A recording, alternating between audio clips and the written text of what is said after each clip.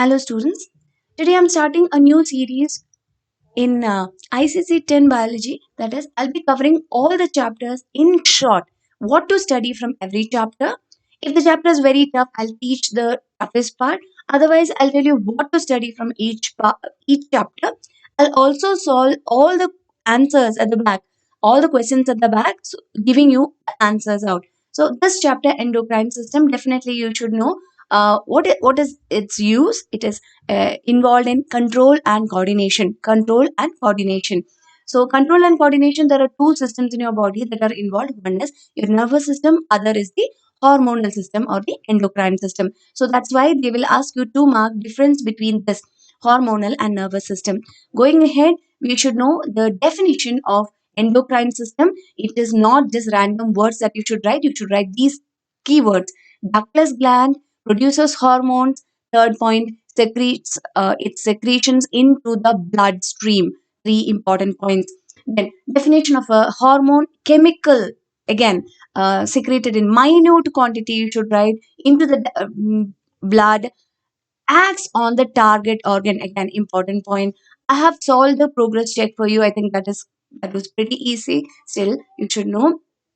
Again, going ahead, you should know all the names of the glands, location of it. They will give you this kind of diagram based question wherein they will be marking 1, 2, 3, 4, and you should be able to label it correctly, which will not be a struggle at all for you. It's very easy.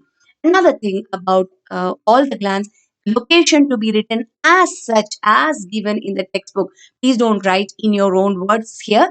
Exact location is a question. If you remember, exact location, adrenal glands are found cap-like structures on top of both kidneys or each kidney. Like that, you have to write correctly. Another question. I'm starting with the adrenal gland.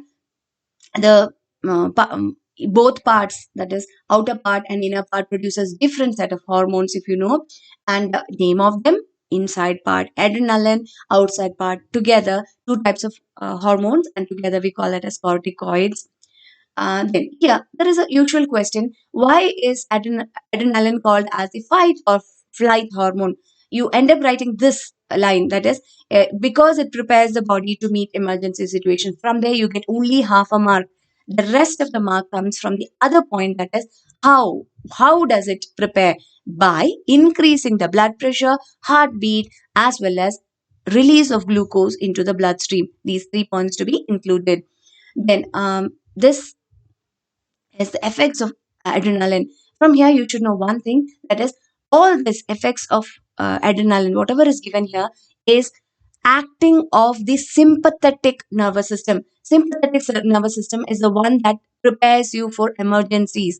So, heartbeat is faster, blood pressure, everything about it is increasing, except for the digestive system. Remember that, please. So, you will see that salivation reduces, mouth gets dried up because of all these things. So this is a sympathetic system. Please make a note over there. This is the parasympathetic system. That is the opposite of it. Okay, not this one. This one. This is the sympathetic nervous system where adrenaline is acting. So when adrenaline level goes down, parasympathetic acting goes up. Okay, action goes up. So please remember that. So everything here increases except for the digestion part, digestive system, salivation to mouth getting dry to digestion as such reducing, all those things. Yeah, function of adrenaline, from here you should write along with the fight and flight reason. These are the three reasons you're writing.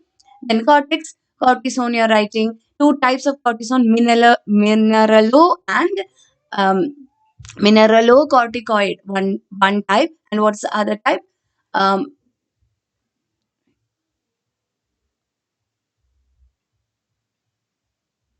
yeah, mineralocorticoid. Have split the word into two. Why? Just for your easy reference, please don't write it as two words. Because it's the same word. I have just cut it into two for you to easily assimilate it. Okay, mineralocorticoid is one type which helps in mineral regulation, mineral metabolism. Another is gluco, which is basically carbohydrate. You write first because gluco and carbohydrate are similar. Then you also have to write protein and fat. Then They are the ones that help you to adapt to stress. Remember this: glucocorticoids and stress. Okay, some of them produce sex hormones also, or we call them as stress corticoid. From where important question comes, that is, what is adrenal virilism? It's a repeated question. Please write that it is because of the overgrowth of adrenal cortex. This is a same word that is expected by the board. When I went for correction, this was a question given, and they expected exactly this to be written in female, therefore resulting in the male characters. That is what is called as adrenal virilism. Please write all that. Okay. Then going ahead, the hypo, yeah, learn which is hypo, which is hyper, and what is the name of the disease. So how do you write hypo, Addisons, hyper, Cushon's, and you have to learn some symptoms. So learn the opposite ones. Opposite ones, what I mean by that is Addisons makes you to lose weight, Cushon's make you to gain weight, obesity. Here, hypoglycemia for Addisons, hyperglycemia for Cushon's. If you're learning only two symptoms, learn those. Otherwise, if you are ready to learn all, please go ahead and learn all, like skin pigmentation, loss of energy, all those things for Addisons. And here, osteoporosis, weakness, salt water retention, all those things. Yeah. Coming to pancreas, important question that comes from here is, why is it called as exoendocrine gland? Or for that, please don't write because it has a duct and ductless part. No, you have to explain it. That is, you have to write pancreas is called as endocrine gland because it produces, what does it produce? The hormones like insulin and glucagon. That is why it's called as the ductless gland or the endocrine. What about exocrine part? You have to explain that part also. To write that it secretes pancreatic juice, which makes it the exocrine part. So two explanations are required for you to fetch the 2 marks. Okay, please don't write just that it is a duct and as well as, no, that word doesn't fetch you full marks. Okay, here again important question. Beta produces dash. Beta cells produces insulin. Mug it up. Beta produces insulin. The other one obviously you will write. Right? Beta is the question that is asked. So learn that. Location of islets of Langerhans has been asked previously. So please learn that. They are group of cells found scattered in the pancreas.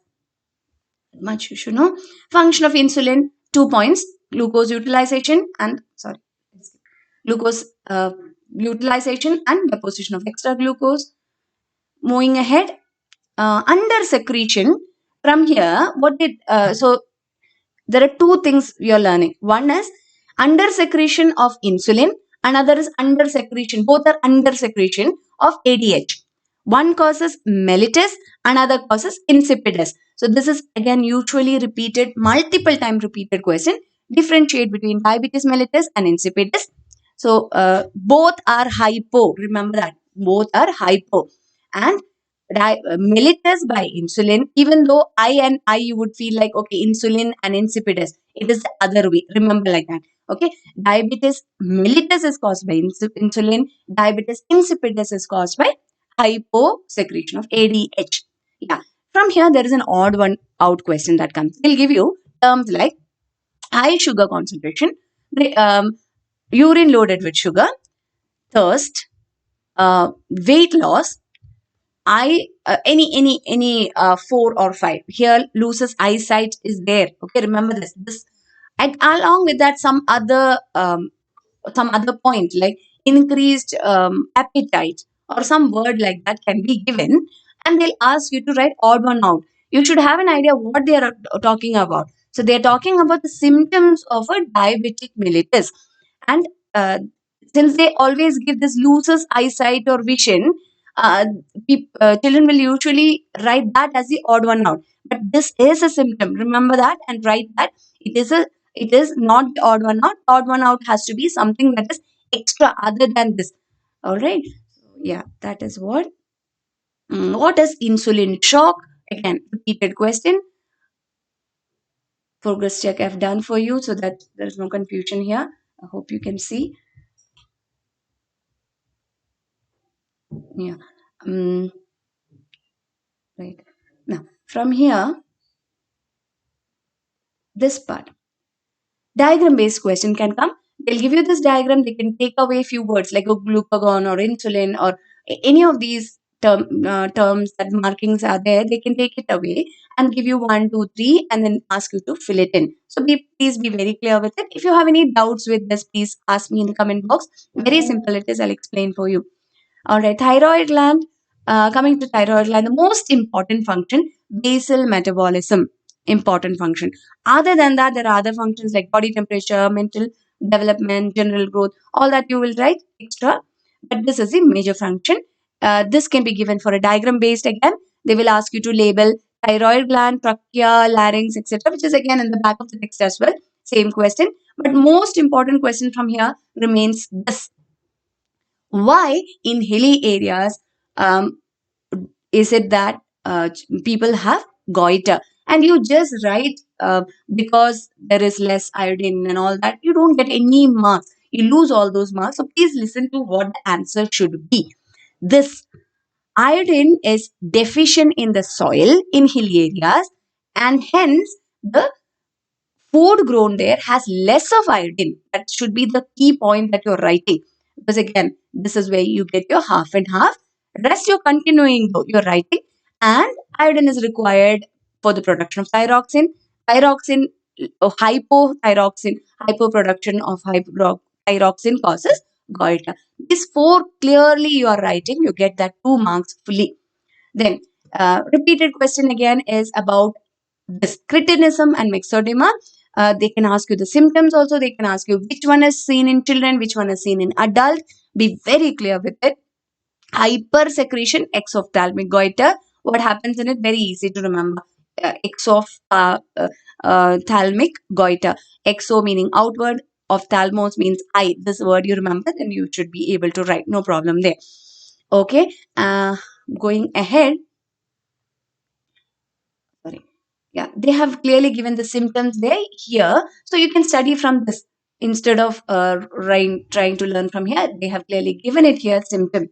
You just have to study that. Again, progress check I've done for you so that you can learn it. Again, coming to location, please don't write any random words.